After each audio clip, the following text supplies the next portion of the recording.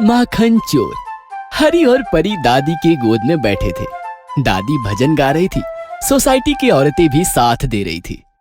गोविंद बोलो हरि गोपाल बोलो, गोविंद बोलो हरि गोपाल बोलो, राधा रमन हरि गोपाल बोलो, राधा रमन हरि गोपाल बोलो। 12 बजने ही वाले हैं। दादी, कान्हा जी का नाम भी भैया की तरह हरि था? हरी गुड़िया, कान्हा जी के कई सारे नाम थे। गोपाल, हरी, कान्हा, कृष्णा, माखन चोर। माखन चोर? हाँ, कान्हा जी माखन चुरा कर खाते थे, इसलिए उनको माखन चोर भी कहते हैं। तभी पापा आते हैं।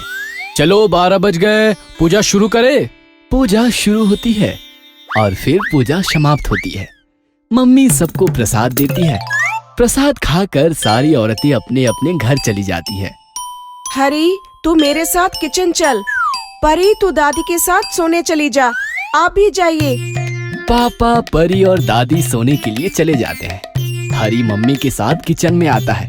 किचन में एक सजाया हुआ मटका रखा था। हरी, कल दही हंडी फोड़नी है ना?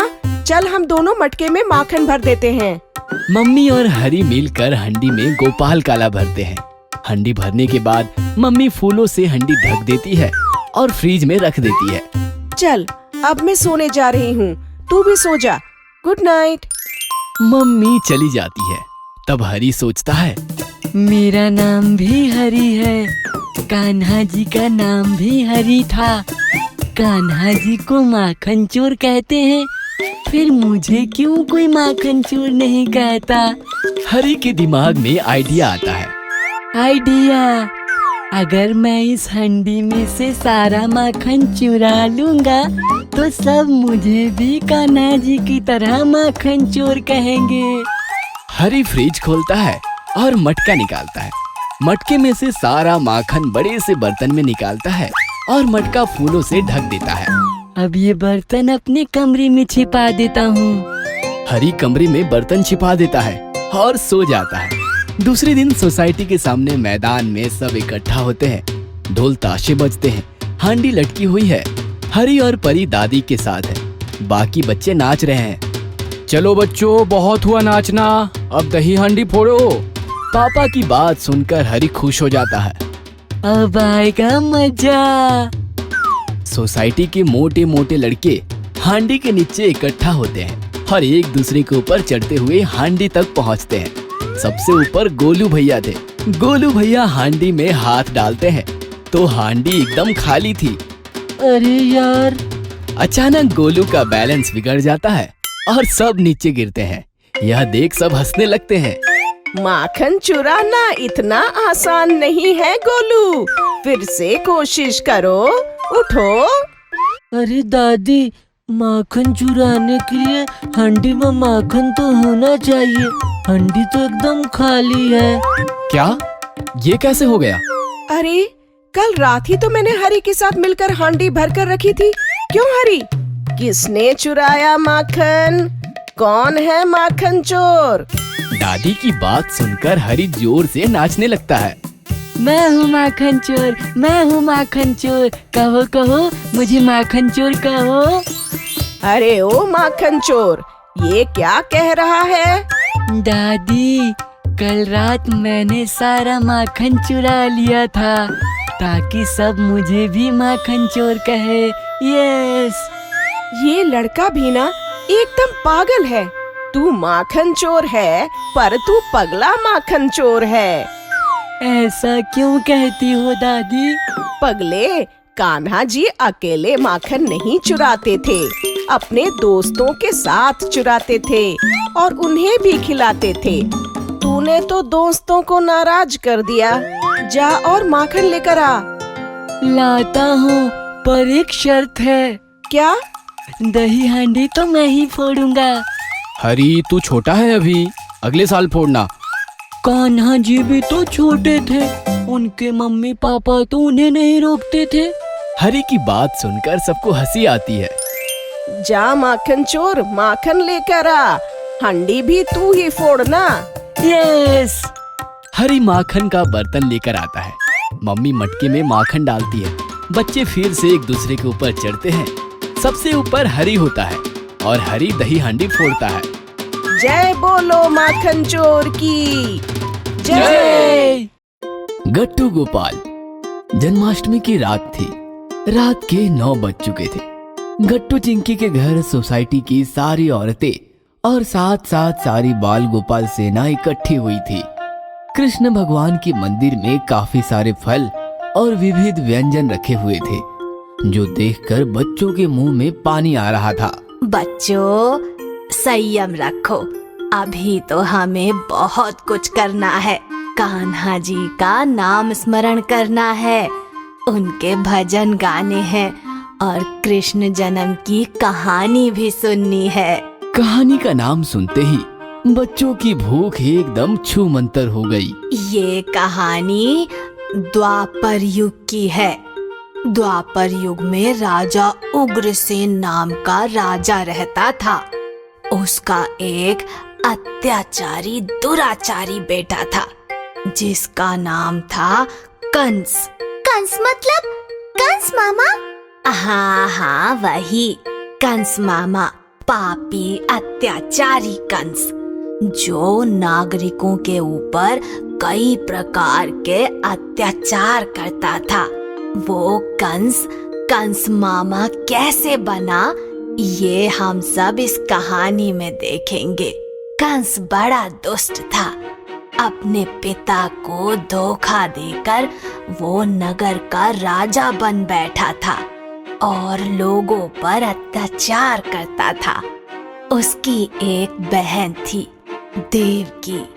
कंस देवकी से बहुत प्यार करता था। देवकी? ये कौन है? नाम तो सुना हुआ है। अरे वो कान्हा जी की मम्मी है। लेकिन कान्हा जी की मम्मी तो मैया यशोदा है। अरे तुम दोनों ही बोलोगे या दादी को भी बोलने दोगे? बस कहानी सुनते रहो, दादी तुम्हारे सारे डाउट्स क्लियर करेंगी। तो हुआ ऐसा, देवकी की शादी राजा वासुदेव से हुई और कंस देवकी वासुदेव को रथ में बिठाकर बहन के ससुराल निकल पड़ा। कंस रथ दौड़ा रहा था, तभी अचानक मौसम बदल गया।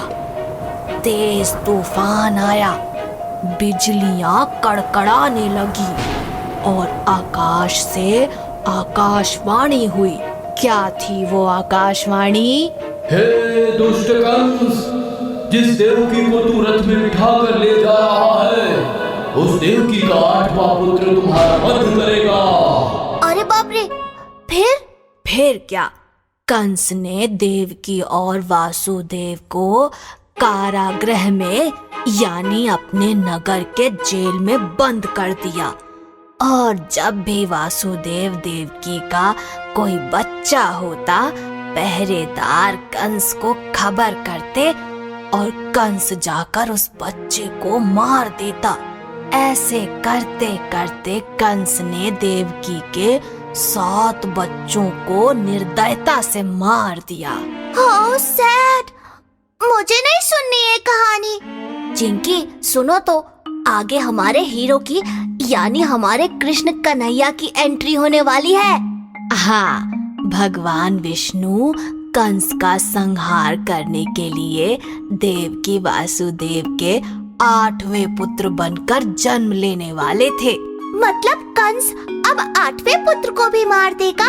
नहीं, भगवान को भले कोई कैसे मार सकता है। विष्णु जी ने माता माया से मिलकर एक प्लान बनाया। माता माया एक नन्ही बच्ची बनकर यमुना पार रहने वाले वासुदेव के मित्र नंद के यहाँ पैदा हो गई। इधर भगवान विष्णु ने देवकी की कोख से जन्म लिया। जैसे ही 8वां पुत्र जन्मा, सब पहरेदार सो गए। जेल के दरवाजे अपने आप खुल गए। जमकर बरसात होने लगी।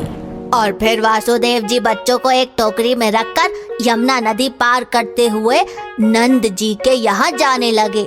नाग देवता अपने हुड से बच्चों को बरसात से बचाने लगे। बच्चे के पैरों का स्पर्श होते ही नदी का पानी भी रास्ता देने लगा। यही ना हमने टीवी में देखा है ये सब। बिल्कुल सही। वासुदेव जी ने अपना बच्चा माँ यशोदा को सौंप दिया। उनके यहाँ जन्मी मायावी बच्ची को लेकर वो फिर से कारागृह में आ गए। फिर कंस आया और उसने बच्चा समझकर उस बच्ची को मार दिया। लेकिन वो बच्ची तो माया थी। उसने माया का रूप लिया और बोली, हे मूर्ख कंस, कितने भी प्रयास कर तू नहीं बचेगा, क्योंकि तुम्हें मारने वाला बच्चा धरती पर जन्म ले चुका है। अब तेरा विनाश निश्चित है। वो 8वां बच्चा और कोई नहीं, विष्णु जी का अवतार हमारा मुरली मनोहर कान्हा था, जो कंस के चुंगल से आजाद होकर नंद और नंद रानी यशोदा के साथ बाल लीलाएं कर रहा था। अब समझा, कान्हा जी की 2 मम्मी थी। एक थी माता देवकी और एक थी मैया यशोदा। बातों बातों में 12 बज गए। अचानक आसमान में आतिशबाजी होने लगी। वातावरण उत्साहित हो गया और कृष्ण जन्म का मुहूर्त शुरू हुआ। सबने मिलकर विधिवत पूजन किया और आरती उतारकर कान्हा जी का स्वागत किया गया और फिर सब मिलकर भक्ति भाव से प्रसाद ग्रहण करने लगे। अगर आपको हमारी वीडियोस पसंद आ रहे हैं तो इन्हें लाइक करें, कमेंट करें और सब्सक्राइब करें।